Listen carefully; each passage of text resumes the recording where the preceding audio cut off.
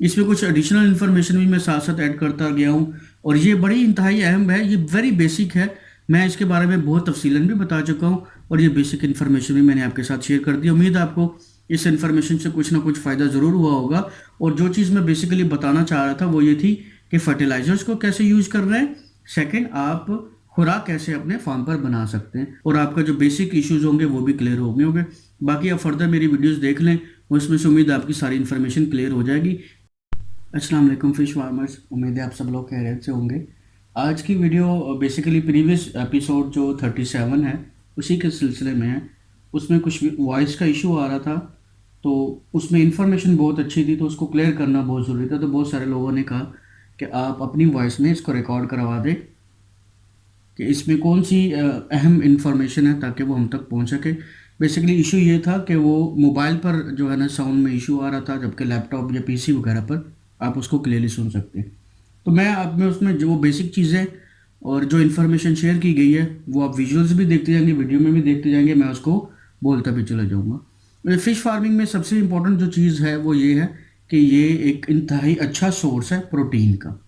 ठीक है, हम सब लोग जानते हैं, और ये इम्यून सिस्टम को बढ़ाने के लिए, यानी आपकी डाइजेस्टिबिलिटी को भी अच्छा करता है, और आपकी बोन्स के लिए, हड्डियों के लिए, और फैमिली की गैदरिंग में भी इसको यूज़ किया जा सकता है, हर जगह यूज़ किया जा सकता है। तो पर्पज़ क्या है, आप फिश कंज्यूम करने से आपको एक अच्छा प्रोटीन मिल जाता है एज़ कम्पेयर टू अगर आप चिकन वगैरह या दूसरी चीज़ें इस्तेमाल करते हैं। तो जो सबसे पहला बेसिक स्टेप ये है कि उसकी ज़मीन यानी जगह का इंतखाब। जगह का इंतखाब एक ऐसी जगह पर किया जाए, उसके बारे में मैंने वीडियो तो बनाई हुई है, लेकिन सबसे इम्पोर्टेंट जो चीज़ है वो ये है कि जगह जो भी है आपके पास, उसको ये देखना है कि क्या वो उन पैरामीटर्स पर उतर रही है जो पैरामीटर्स हमने आपको बताए हैं। क्या आप किसी जरखेज़ अच्छी फर्टिलाइज या अच्छी जरखेज़ ज़मीन को तो नहीं ज़ाया कर रहे, शोर ज़्यादा इलाका है, उस ज़मीन को भी आप इस्तेमाल कर सकते हैं। ठीक है, फ़िश फार्मिंग के लिए वो भी एक अच्छी जगह है। सेकंड ये है कि हमने ये केयर भी करनी है फ़िश फार्मिंग के स्टार्ट में कि ज़मीन की लोकेशन ऐसी ना हो कि जहाँ से अगर कोई सैलाब वगैरह आता है तो वो वहाँ से गुजर के जाता हो या पहले गुजर के जाता हो, इस चीज़ का भी ख्याल रखना है। फिर फ़िश फार्मिंग उस जगह पर करनी चाहिए जहाँ पर पानी का इंतज़ाम हो, यानी पानी आप निकाल सकें। बहुत सारे फार्मर्स इस मसले में, ये बहुत सारे फार्मर्स को ये इशू आता है कि वो जहाँ फार्मिंग शुरू करते हैं वहाँ पर पानी का निकास का, यानी इसको निकालने का बड़ा इशू होता है। साइडों पर मकानात होते हैं, सेंटर में तालाब बना लिया जाता है, जो पानी निकाला नहीं जाता, फिर उससे मछली की ग्रोथ जो है वो इफेक्ट होती है। फिर आपकी कोई ट्रांसपोर्ट है तो वो वहाँ एक्सेस इजीली कर सके, और वहाँ पर जो ज़मीन का पानी है वो भी अच्छा होना चाहिए ताकि आपको मसले दरपेश ना हो और आपकी मछली की जो ग्रोथ है वो उसके ऊपर इफेक्ट ना हो। ऑब्वियसली जब ट्रांसपोर्ट अच्छी होगी तो आप वहाँ चीज़ें लेके जा सकते हैं, जैसे गोबर वगैरह, मग जो है ना बीठे वगैरह जो मुर्गी के हैं वो भी लेके जा सकते हैं। इसमें फिर सेकंड ये है कि जो पहला टेस्ट होता है ज़मीन को चेक करने का वो ये होता है कि आप गड्ढा खोद कर चेक करते हैं कि पानी यहाँ रुक सकता है या नहीं रुक सकता। ठीक है, रेतली ज़मीन इसके लिए नॉन सूटेबल है, यानी इसको नॉन रिकमेंड किया जाता है। सबसे फेवरेबल जरखेज़ चिकनी मिट्टी जो है वो इसको फेवर करा जाता है। तो उसके लिए हम क्या कहते हैं, आप लेबॉर्ट्री टेस्ट ज़रूर करवाएं जहाँ पर भी हैं, अपने करीबी लेबॉर्ट्री टेस्ट से करवाएं कि क्या ये जगह जो मैंने इंतखाब की है, क्या ये फ़िश फार्मिंग के लिए सूटेबल जगह है या नॉन सूटेबल है। तो ये टेस्ट करवाना बहुत ज़रूरी है। अगर आप ये टेस्ट नहीं करवाते तो मसले मसाइल होते हैं। तो ये खसूसियत है मछली की, ये खसूसियत है फ़िश फार्मिंग स्टार्ट करने से पहले कि आपकी ज़मीन में ये खसूसियत होनी चाहिए। तो इसमें क्या है, ये सबसे पहले लिखा हुआ है क्ले लूम, यानी जरखेज़ चिकनी मिट्टी, उसमें रेत होनी चाहिए 20 से 45%, और सिल्ट होना चाहिए 15 से 53%, 53%। चिकनी मिट्टी की परसेंटेज होनी चाहिए 27 to 40%। फिर दूसरे इसमें आती है जरखेज़ सिल्ट वाली चिकनी मिट्टी, जिसको सिल्टी क्ले लूम कहते हैं। इसमें जो रेत होती है वो 0 to 20% होनी चाहिए, और सिल्ट होना चाहिए 40 to 73%, और चिकनी मिट्टी की जो परसेंटेज होनी चाहिए वो 27 to 40% है। मैं इसके बारे में तफसीलन एक पिछली वीडियोस में एक्सप्लेन कर चुका हूँ। अब इसमें दूसरी आती है रेतली चिकनी मिट्टी यानी सैंडी क्ले। इसमें रेत की परसेंटेज 45 to 80% होनी चाहिए, और सिल्ट जो है वो 0 to 20% होना चाहिए, और चिकनी मिट्टी की जो परसेंटेज है वो 35 to 55% होनी चाहिए। अब इसमें आगे आती है रेतली जरखेज़ चिकनी मिट्टी, जिसमें रेत जो है वो 45% to 80% होनी चाहिए, सिल्ट 0% टू 20% तक होनी चाहिए, और जो चिकनी मिट्टी है वो 20 to 35%। पानी जो है वो बहुत इंपॉर्टेंट रोल अदा करता है फ़िश फार्मिंग में। मोस्टली जो है वो फ़िश फार्मिंग में जो लॉसेस होते हैं वो पानी की क्वालिटी अच्छी ना होने की वजह से। तो जिन इलाकों में बारिश या दूसरा पानी आता है उसको मैंने तरीका बताया हुआ है, तो कैसे उसके आगे एक बंद सा बनाकर उसको फिल्टर करके पानी को तालाब में डालना चाहिए ताकि नुकसानात से बचा जा सके। और जो पाउंड की डेप्थ है वो 5 फीट तक रखें, यानी पानी के सरफेस उसमें 5 तक होना चाहिए, और फार्म की डेप्थ जो है ना वो 7% होनी चाहिए। ठीक है, तो मछली फिश फार्मिंग में की बेहतरी के लिए, नहीं उससे अच्छे रिजल्ट लेने के लिए, जो वाटर की क्वालिटी होनी चाहिए, टेम्परेचर जो पानी का है वो 20 to 33 डिग्री होना चाहिए। ठीक है, और पानी कितना साफ होना चाहिए, यानी उसमें गदलापन कितना होना चाहिए, ये कहाँ तक विजिबिलिटी हो, तो वो क्या है 1 से 1.5 फीट तक आपका हाथ उसके अंदर अगर डाला जाए तो रोशनी उसमें आपको नज़र आ रहा हो आपका हाथ, यानी अगर नज़र आ रहा है तो इसका मतलब उसमें रोशनी पेनिट्रेट हो सकती है और आप उसको देख सकते हैं। ठीक है, पानी का पीएच लेवल क्या सूटेबल है, 7.5 से लेकर 8.5 तक आपका पीएच लेवल जो है वो बेहतरीन करार दिया जाता है फिश फार्मिंग में। इससे ऊपर जाता है तब भी नुकसान, इससे नीचे आता है तब भी आता है। ठीक है, इसमें डिजॉल्व ऑक्सीजन यानी हलशुदा ऑक्सीजन कितनी होनी चाहिए, 5 to 12%। इसमें जो मीटर पर लिखी आती है, मैं डिजॉल्व ऑक्सीजन के बारे में अलग से वीडियो बनाऊंगा और बड़ी डिटेल से समझाऊंगा कि डिजॉल्व ऑक्सीजन को किस तरह मेजर किया जाता है, उसके लिए क्या कौन सी डिवाइस यूज़ की जाती है, कहाँ से खरीदी जा सकती है, और पानी में कैसे डाल के यूज़ किया जा सकता है। इसमें फ्री कार्बन डाइऑक्साइड कितने होना चाहिए, 3 ppm से ज़्यादा ना हो। और इसमें सेंसिटिविटी के बारे में बताया गया है कि 75 to 300 कैल्शियम कार्बोनेट से ज़्यादा ना हो। ठीक है, और इसमें जो डिज़ोल्व जो साल्टी होता है, इसका साल्टी लेवल जिसको हम कहते हैं, वो कितना हो, 1000 ppm से ज़्यादा ना हो। ठीक है, पानी को क्वालिटी को अच्छा रखना चाहिए ताकि इसमें जो है ना आपकी जो इसमें जो नेचुरल प्रोसेस है फूड बनने का वो मुकम्मल होता रहे, क्योंकि जब सूरज की रोशनी उसमें दाखिल होती है तो वो ऑक्सीजन वो उसमें प्रोसेस को कंप्लीट करती है और उसमें खुराक बनाने के अमल को प्रोसेस को तेज़ करती है। ठीक है, मछली फार्म इसमें किसी भी किस्म का किसी भी टाइप का बनाया जा सकता है, किसी भी शेप का बनाया जा सकता है, रेक्टेंगुलर हो, स्क्वायर हो, राउंड हो, जो भी हो, लेकिन रेक्टेंगुलर शेप को ज़्यादा पसंद किया जाता है। ठीक है, और इसमें रिकमेंडेड है कि 2 से 4 एकड़ की जगह हो, उसके ऊपर एक एक फार्म बनाए। इससे ज़्यादा भी बना सकते हैं, 6 एकड़, 8 एकड़ या 10 एकड़, लेकिन उसको मैनेज करने में इशू आता है। ठीक है, और आप इसको कोशिश करें कि बराबर की ज़मीन पर इसको लैंड को यूज़ करें, जो ज़मीन बराबर हो।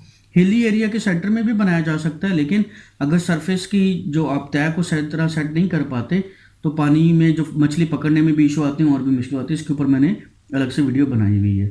जितने भी आप फार्म बनाते हो उसमें पानी को जो है निकालने का इंतज़ाम अच्छा होना चाहिए। फिर सेकंड इसमें नर्सरी तालाब बनाने का, यानी आप नर्सरी कैसे बनाएं, मैं इंशाल्लाह इसके ऊपर बहुत तफसील के साथ बहुत जल्दी वीडियो लेके आ रहा हूँ। उसमें मैं बहुत सारे पॉइंट्स को क्लियर करूँगा। लेकिन ये अगर आपकी फार्मिंग ज़्यादा है तो आप इसके साथ फार्मिंग में तालाब ज़रूर बनाएं नर्सरी का, ताकि आपके अपनी ज़रूरत के मुताबिक इसमें से बच्चा आ सके।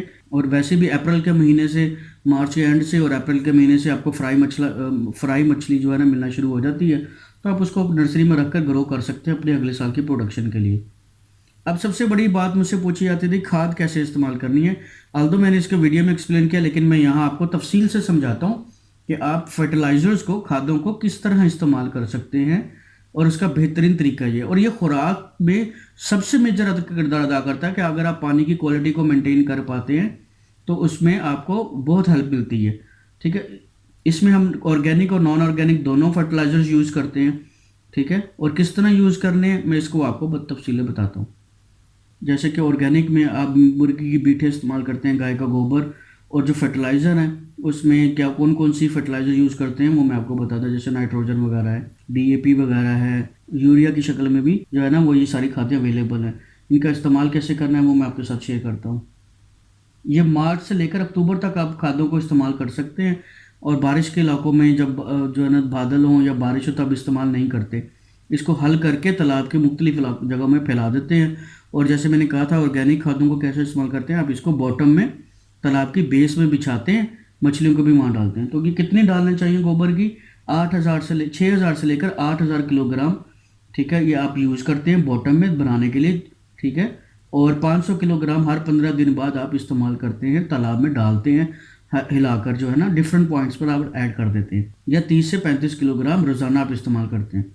और अगर आप केज यूज़ करना चाहते हैं या पोल्ट्री वेस्ट यूज़ करना चाहते हैं, तो उसकी बॉटम में क्या किस तरह डालेंगे, वो 2000 से लेकर 2500 किलोग्राम बॉटम में बनाएंगे, या पानी भरने के बाद कैसे डालेंगे, 200 किलोग्राम हर 15 रोज़ बाद डालेंगे, या 12 से 15 किलो रोज़ाना डालेंगे। तो ये सवाल भी आपका ख़त्म हो गया कि हम ऑर्गेनिक खाद्य, ये गोबर वगैरह है वो, या मुर्गी की बीठी है, उनको रोज़ाना की बेस पर कितना यूज़ करें, 15 दिन की बेस पर कितना यूज़ करें, महीने की बेस पर कितना यूज़ करें, और फार्म बनाने से पहले जो है ना किस तरह यूज़ करें, इसकी क्वांटिटी भी आपके साथ शेयर कर दी।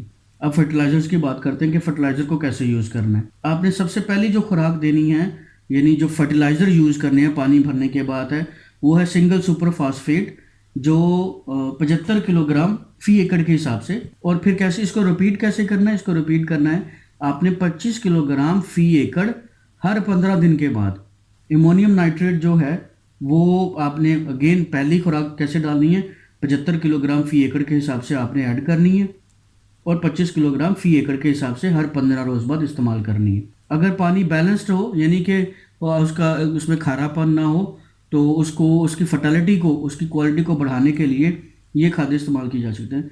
तो उसमें डाई अमोनियम फास्फेट आप सबसे पहली खुराक यूज़ करते हैं। बहुत सारे लोग कहते हैं डीएपी यूज़ करनी है या नहीं करनी, तो ये हम रेकमेंड करते हैं अगर आप यूज़ कर सकते हो तो इसको करें। तो पहली खुराक कितनी है, 27 किलोग्राम फी एकड़ के हिसाब से, 9 किलोग्राम फी एकड़ के हिसाब से हर 15 रोज़ बाद इस्तेमाल करनी है। और इसमें अगर यूरिया इस्तेमाल करते हैं तो वो 6 किलोग्राम फी एकड़ के हिसाब से 2 किलोग्राम फी एकड़ आप हर 15 दिन बाद रिपीट कर सकते हैं। अच्छा, मेरी बात मैंने अभी आपको बताया कि ये बैलेंस्ड पानी के लिए है, ठीक है। कुछ ये उन इलाकों के लिए है जहाँ जो पानी है वो बिल्कुल नॉर्मल है, उसका पीएच लेवल 7 7.5 के दरमियान में रहता है। जो पिछली खुराक आपको बताई गई है वो अगर आपके पानी में कोई डिस्टर्बेंस भी है तो उसको भी वो पूरा कर देगी। जब आप बेसिकली इसको डालेंगे पॉन्ड में, तो आप उसके कलर से ही पहचान लेंगे कि आपका पानी को क्या इशू है। या जैसे मैंने अपनी वीडियोस में बताया कि आपको पीएच टेस्ट करना है, जैसे आप पीएच टेस्ट करेंगे आपकी क्वालिटी निकल आएगी, और आप इन दोनों फर्टिलाइजर के फार्मूलों में से एक फार्मूला यूज़ करेंगे कि अगर आप ये वाला फार्मूला यूज़ करते हैं कि तो क्या वो कलर निकलता है पानी का फी एकड़ इस्तेमाल करने के बाद, अगर नहीं तो फिर आप वो ज़्यादा क्वांटिटी वाली यूज़ करेंगे। अच्छा, डाई अमोनियम फास्फेट जो है डीएपी को, उसको यह है कि इसको 10 से 15 घंटे पहले पानी में हल करके रखें, डाल के रखें, ताकि ये डिज़ोल्व हो जाए और फिर डिफरेंट पॉइंट्स पर तालाब में आप डाला जा सकता है, ठीक है। बाकी आप इसके आगे जो है स्टॉकिंग के बारे में है कि हमें स्टॉकिंग किस तरह करनी है, कितनी करनी चाहिए, इसके बारे में मैं बड़ी तफसील से वीडियो बना चुका हूँ कि आप जहाँ से भी सीड लेते हैं और अगर आपने अपनी हैचरी में रखना है, नर्सरी में रखना है, तो उसकी क्वांटिटी बता चुका हूँ। उससे बढ़ाया भी जा सकता है, उससे कम भी किया जा सकता है, लेकिन मैं इंशाल्लाह कुछ पॉइंट जो रह गए हैं वो मैं नर्सरी की वीडियोज़ में बहुत क्लियरली उसके बारे में आपको इन्फॉर्मेशन बताऊंगा। अब देखिए जी, पानी का सेक्शन कंप्लीट हो गया। अब हम बात करते हैं कि हम अपने फार्म पर खुराक कैसे बना जा सकती है। इसके बारे में बहुत सारी लोगों की रिकमेंडेशन थी कि हम इसके बारे में बताई जाए, ठीक है। तो इसमें मैं आपके साथ शेयर करता हूँ कि हम बेसिक चीज़ों को यूज़ करके, मैं इसमें एडवांस लेवल की इन्फॉर्मेशन नहीं दे रहा, वेरी बेसिक चीज़ें हैं जो हर आदमी अफोर्ड कर सकता है और करनी चाहिए अगर आप फिश फार्मिंग करते हैं। अगर आप महंगी खुराक इस्तेमाल नहीं करना चाहते तो आप सस्ती वाली खुराक को ज़रूर इस्तेमाल करें, ताकि मछली का कुछ ना कुछ वजन ज़रूर हो, जैसे कि चावल का फक वगैरह है और खल मकई वगैरह है, ग्लूटन वगैरह है, ये चीज़ें अवेलेबल होती हैं। आप इन्हीं का फार्मूला इख्तियार करें, चाहे उसको जो है ना पैलेट की शक्ल में बना लें, यानी कि उसकी पैलेट्स बना लें छोटे छोटे, ठीक है, गोलियां बना लें, उस तरह डाल लें, या आप इसको पाउडर फॉर्म में डालना चाहते हैं वो भी डाल लें, मशीन में से गुजार के सेमियां बना लें, इसकी जो पतली पतली होती हैं, या जो छोटी छोटी पैलेट्स बनती हैं वो भी बना लें। अगर अब जी हमने फार्मूला बनाना है कि जी बेसिक फार्मूला क्या हो, कौन सी चीज़ किस परसेंटेज से यूज़ करें, ताकि जब हम फीड बनाएं तो उसमें मतवाजन खुराक बन सके, बैलेंस डाइट बन सके, जो हर आदमी अफोर्ड कर सके, इतनी ज़्यादा महंगी ना हो। तो उसमें सबसे पहले चीज़ आती है राइस पॉलिश या छानबूरा, तो वो 50% रख लें। मेज़ ग्लूटन यानी 30% प्रोटीन वाला, जो आप मार्केट से अब बहुत इजीली अवेलेबल है, उसकी परसेंटेज 25% रख लें। अगर आप प्रोटीन लेवल ज़्यादा करना चाहते हैं तो इस परसेंटेज को बढ़ा लें, राइस पॉलिश की परसेंटेज को कम कर लें। फिर मछली का चूरा, जिसको हम क्या कहते हैं, फिश मील। फिश मील भी क्या है, एक प्रोटीन का बहुत बड़ा सोर्स है।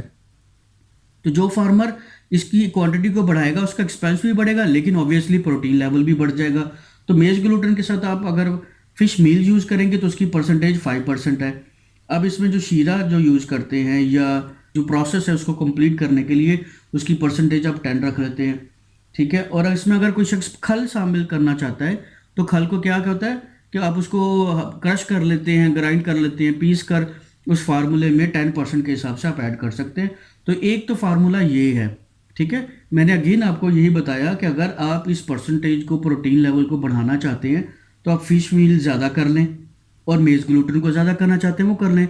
आप उसमें राइस पॉलिश जो है उसको आप 10% या 20% पे कर लें।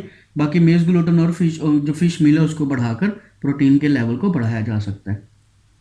अब ये दूसरा फार्मूला है कि दूसरे फार्मूले में अगर एक तो तरीका ये है प्रोटीन बनाने का या फीड बनाने का इस प्रोटीन के हिसाब से।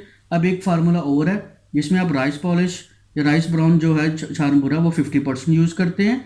मेज़ ग्लूटेन कितना यूज़ करते हैं? 30%, ठीक है। और उसकी प्रोटीन का लेवल क्या है? 30%। शीरा कितना यूज़ करते हैं आप? 10%।